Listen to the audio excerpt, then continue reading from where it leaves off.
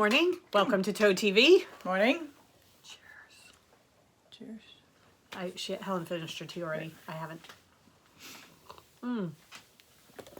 I am Mary Beth. I'm Helen. We are the creative hands and minds behind Toad Hollow, and today we are going to be talking about books and how we rate them. But before we do that, I want to show you something.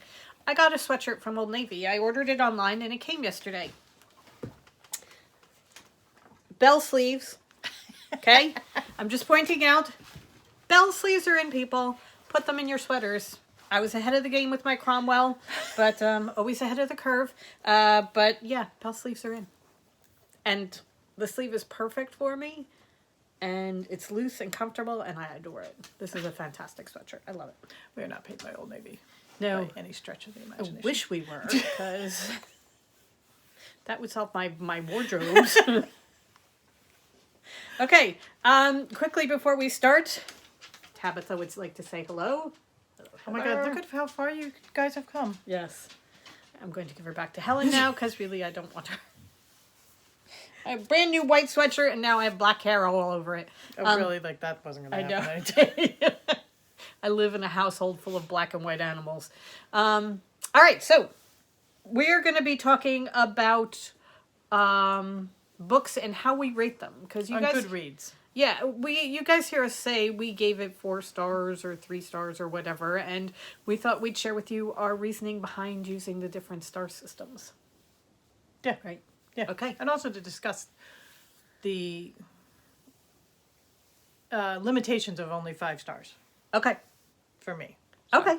All right. So do you want to start? Sure. I mean, like, my parameters generally when I'm doing Goodreads is I know anything that I've rated 1 star is a did not finish.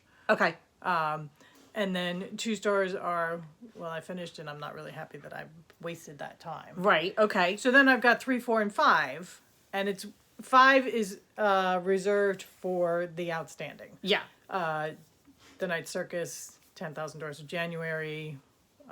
The Once and Future Witches. Once and Future Witches. She's coming out with a new one. Right. Coming in September. October, I think. October, we just pre-ordered it. This is Alex E. Harrow, the author of The Once and Future Witches and The 10,000 Doors of January.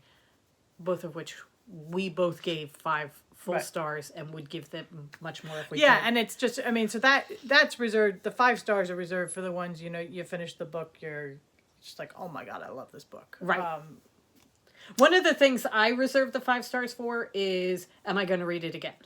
Yeah. If there's a chance I'm going to read it again. That still falls into 4 for me. 5 is just for the outstanding. I mean, like when I finished Where the Crawdads Sing, I like hugged the book. She actually did. I loved that book so much. So that's what 5 stars is for, because there has to be a determination that, you know, these are the ones. They're the ones that I live in for days afterwards. I can still be reading another book and find myself back in the book I just finished. So then I'm stuck with 3 and 4 for my, you know, 4 my good, but not outstanding. Right. And then 3 is, I guess, you know, just your... It was an okay book. It was an okay book, but like the book I just finished, I was having a hard time whether I would put it into 3 or 4. Well, Firefly Lane was like that. Right. Is it a 3-star book? Because there were a lot of problems with it. And when we went back and started talking about it, there were a lot of problems with that book. But it was so well written, and I got so mad at it that I wind up giving it 4 stars because it evidently affected me viscerally. Right.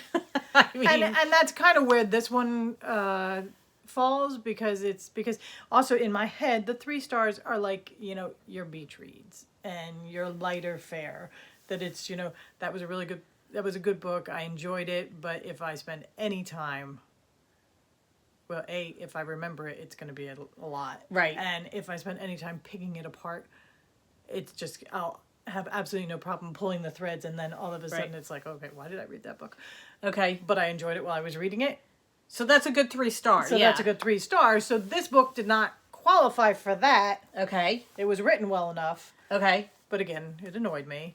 So my thought process was, you know, do I hold it against the book because I didn't like the characters, and so then I knock it down to a 3-star, or do I give it the 4 stars because it was a well enough written book that I didn't like the characters and I still read it?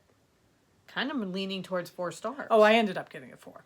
I think I'm kind of leaning towards that. It was just, and I can't talk too much about it because you're probably going to read the book. Yes, most definitely. And it'll give it away, but there's a disappointing factor to it. And I think, they're the disappointing factors where, really you had to end it that way. Okay. Where you're like, you feel like they cheated you. Oh, okay. Whereas this one is, I think she wanted you to feel cheated. Okay. And did you? Oh, yeah. Okay, so then she achieved what she wanted. Yeah. So it's Do you want to show her the book that we're talking about? It's The Bookshop of Yesterdays by Amy Meyerson. And it's actually, I like her writing style because it's a easy writing style, so that you're reading the book and you're thinking, God, really? Could you whine a little more? But you're still reading. Right. And it's not, there's no great plot, so it's not like, okay, I'm going to finish this book because I want to see how they finish it. Because it's a book about people and their lives. So yeah, I think she achieved her goal. Okay. And I'll be interested when you read it, how you feel. Okay. All right. And I wrote, when I was writing about it in my journal, that, when I came around, because in writing about it, I'm like, okay, I'm going to give it 4 stars. So that's actually a really good thing about writing a book about the books Right. in your journal, because you're putting it down on paper and you're like, oh, wait, I obviously feel that way about this person, or Right. oh my God, and it kind of solidifies some thoughts for you. Yeah, and so then I looked up.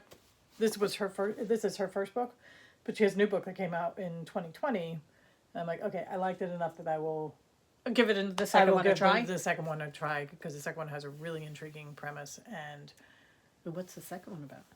it's called The Imperfect, and the matriarch of a family dies, and the siblings get together at the house for the reading of her will or whatever, and the dissemination of the estate, and they find out that she has in her bedroom 137 carat diamond that was last seen in the Austrian Empire in World War II. So it's all going back to figuring out why their mother has this diamond, and who exactly was their mother. Oh my God. Right, so it sounds really good. Yes. And her writing style was good enough that I'm like, okay, I kind of want that book right now. Why don't we have it? Honestly, why do we not have this book yet? Right. So, All right. The Bookshop of Yesterdays by Amy Meyerson was what sparked my whole discussion in my head as to how I rate books. Okay. And my biggest thing is the 3 and 4 stars. What goes into the 3 and 4 stars? I was thinking about the same thing. Do I give this a 3 or a 4 star rating? So I finished The Midnight Library by Matt Haig. I started reading this last year. Helen gave it to me for my birthday. And the whole idea is that as you are dying, for this person, the person in this book, she visits the Midnight Library. And the Midnight Library is a library that exists only at midnight. And it is full of an infinite number of books that are all the infinite possibilities that your life could have been. If you went out on a date with that guy when he asked you, if you continued swimming, she was a swimmer, so if she continued swimming, would she have made it to be an Olympic champion? She wanted to be a musician, so if she could overcome her anxiety, would she have been a famous musician? And she visits each of these different lives, but the reason she's there is because she committed suicide, and it's a depressing subject. I started reading it right around Christmas of last year, which was a depressing time of year, Right. Because we couldn't get together with everybody the way we normally do, and it was miserable. And I thought, I don't want anything else on top of that is, bringing me down. Right. So I gave up on it. But I didn't give up on it completely. I put it aside. Then a little while ago, I picked it up again and thought, all right, I'm going to see if I can finish this, because it keeps coming up on everybody's best of lists. Oh, absolutely. Yeah. So that, and I mean, as far as I'm concerned, one of the reviews on the back is Matt Haig has an empathy for the human condition, the light and the dark of it, and he uses the full palette to build his excellent stories. Neil Gaiman. So Neil Gaiman is one of those people that if he said jump off the cliff, I would say which one. Okay, so anyway, I picked it up again. I'm so glad that I did because this is a wonderful, wonderful book. It really is. You have to get over the whole suicide part of it, but then once you do, it really is a great book and a great way of looking at your life and what is important in your life. What are the important things in your life? By the way, we're writing letters this week. So, the problem was, it turned me off to begin with. So is this a 3-star book? Because it was a good book, you know. Good enough to bring you back to it. Good enough to bring me back to it. And the end of it, I'm like, it's a 4-star book. It's not a 5-star book, because this is definitely not a 10,000 Doors of January. But it is a good, solid 4-star book, because it has a great ending. It's got a realistic ending. You know, it's got the right ending for the book. And you understand, as you go through and read it, you understand why this woman was trying to commit suicide. Okay. And it's just... It's a good read. It really is. And her different, different choices that she could have made in her life are very, very interesting. Okay. So it was really short chapters, nice, easy. I mean, not hard to, it's a perfect thing to read as you're going to sleep because you don't have to follow, you know, that kind of thing. It was really, really well done. So I do like that a lot. But I was looking back through, my Goodreads and looking at the things. What did I give a 3-star rating to? I gave it to The Woman in Cabin 10, which was one of those, you know, it's a good story. It's the ending was a problem for me. I did not agree with the ending. I thought it went on for probably 3 or 4 days too long. I think they should have cut it a lot earlier. I also think that's another one. Once you start talking about it, it's just like pick, and it's just like, and it doesn't hold up. And I would never read it again. Another one of like my 3 stars was like The Vampire Knitting Club.